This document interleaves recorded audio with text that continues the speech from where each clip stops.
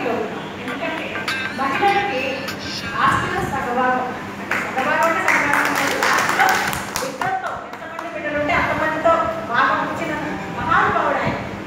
ఈ యుగం ఉన్నంత వరకు మహిళలందరూ ఆయనకి గొడవలుంటారు. కాబట్టి ఆయన కోసం ఎంత దూరమైనా వెళ్ళొచ్చు, తప్పలేదు.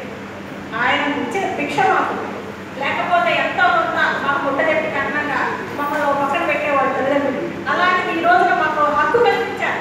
తల్లిదండ్రుల ఆస్తిలో మాకు కూడా సగభాగం. ఆయన వల్ల ఈ రోజు మేము కాస్త ఆర్థికంగా నిలదొక్కుకోగలుగుతున్నామని గర్వంగా చెప్పుకుంటున్నాము.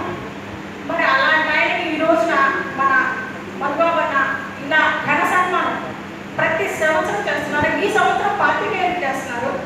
సమాజాన్ని కడిగేయాలన్నా, సమాజాన్ని ఉద్ధరించాలన్నా పెన్ను పోటు మాత్రమే చేయాలి. ఒక్క ఆ స్పృహ ఒక